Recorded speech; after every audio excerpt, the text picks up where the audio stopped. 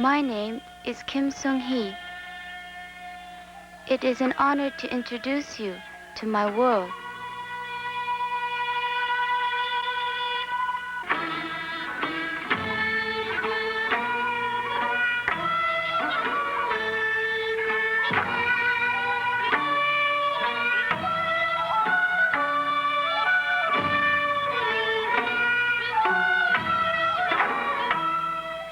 The world of Kim Sung-hee is a magic world tuned to the tempo of an earlier time, before Korea became Korea. When performers of the ancient kingdom of Koryo delighted guests at the palace with their talented grace.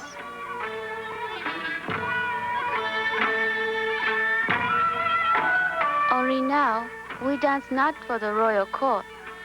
We dance for all the people of Korea, that they may share in the majesty of their rich heritage.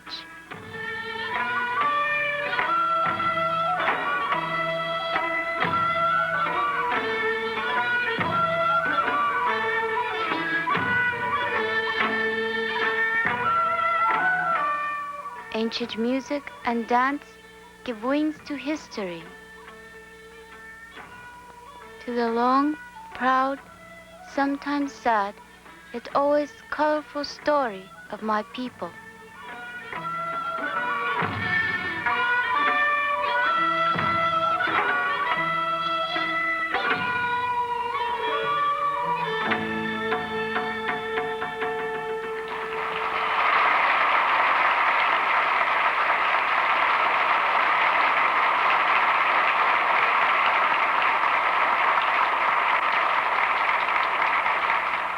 But when curtain falls, see how eagerly the dancers rush back to present day, back to the wonderful world of here and now. Sometimes, for my friends and me, it is hard to believe. Is it really true? Is Kim Sung-hee really here at National Theatre in Seoul, home of the very best in all performing arts?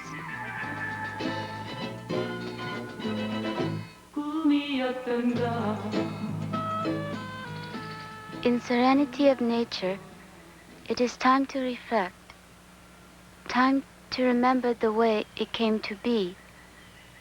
When I was a little girl, my mother said, to become a dancer is very hard, but when you are 8 years old, a dream is not easy to put aside. My grandfather used to take me often to mass dance, held in village where we lived.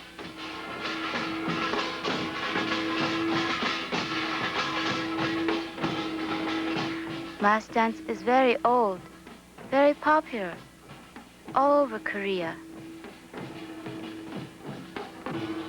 In old days, it gave the villagers a chance to poke fun at stupid or corrupt officials while safe behind false faces. Each mask is very symbolic. One means evil, like bad monk. One means brave, like lion. Everybody knows what each mask means. It used to be the mass dance was the people's way to celebrate the new year or harvest season. Now, it is a part of a folk festival, competition to see which village has the best dancers.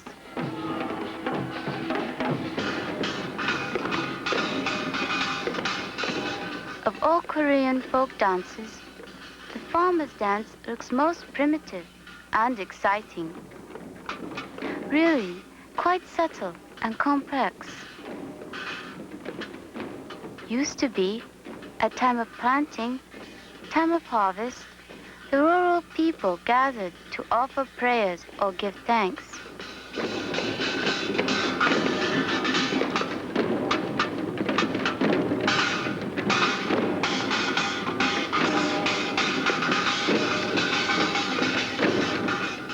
The farmer's dance was a welcome release from long hours in the field in those days.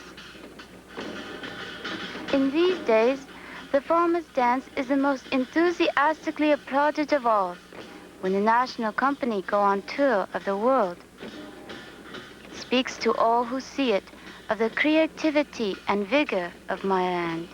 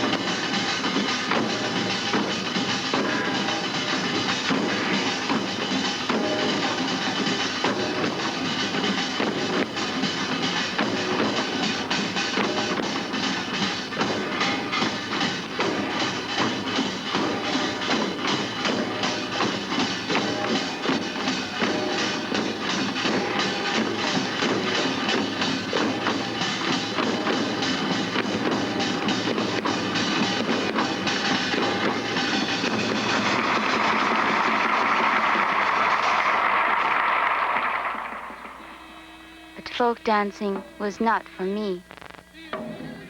My dream is to master the subtle and difficult movements of the court dance.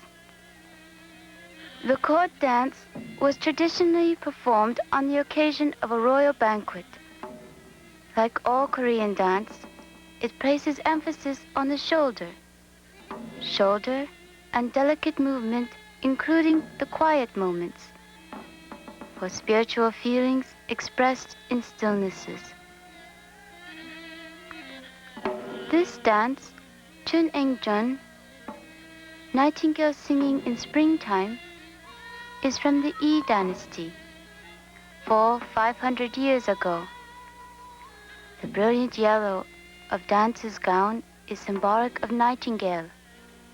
Glowing robes of the musicians, color of kings, royal red. Everything has a meaning. Even the mat under the dancer's feet signifies carpet of flowers. Unity with nature is the prevailing theme of all art in my country. The conductor stands at the rear, setting tempo with the bak. Court music, called aak, uses native Korean instruments. The jango, the piri, and the hegum.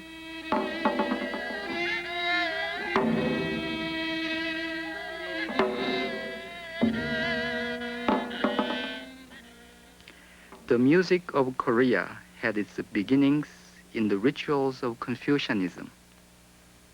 But the historical music was augmented and changed over the centuries to meet Korean tastes.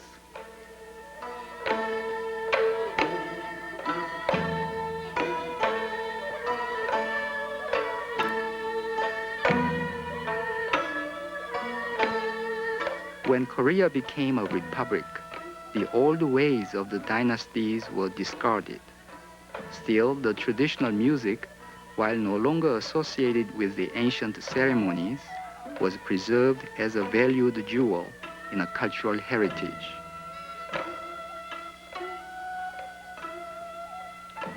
Under the auspices of the National Music Institute, small, intimate groups such as this, as well as the type of larger, more formal orchestras once heard only within palace walls, continue to evoke a unique image of the universe.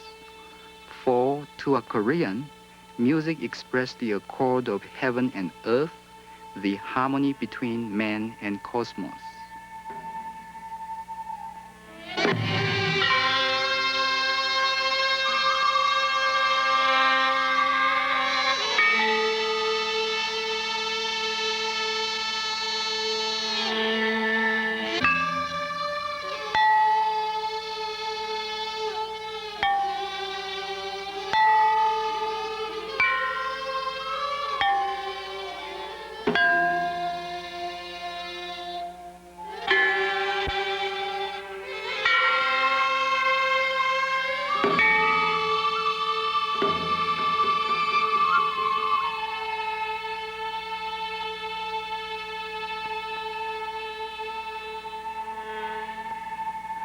When soloist Kim Jong-soo lifts his daegum, a native Korean flute, to his lips, its sound calls forth a song of autumn, of that quiet, wistful moment when the beauties of summer draw to a close and both man and nature mourn.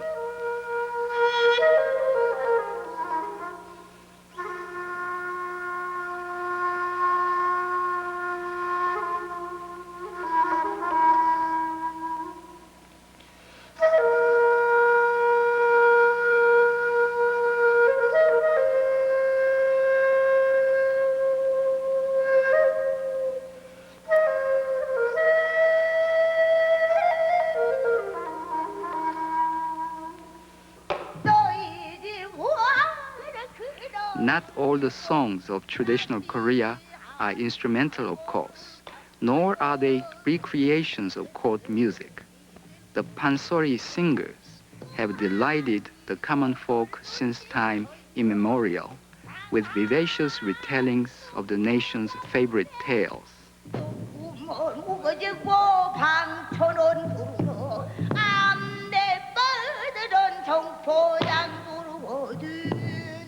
This is Korea's most beloved romance, with the artist taking all the parts, boy, girl, and anyone who momentarily comes between them, obstructing the course of true love.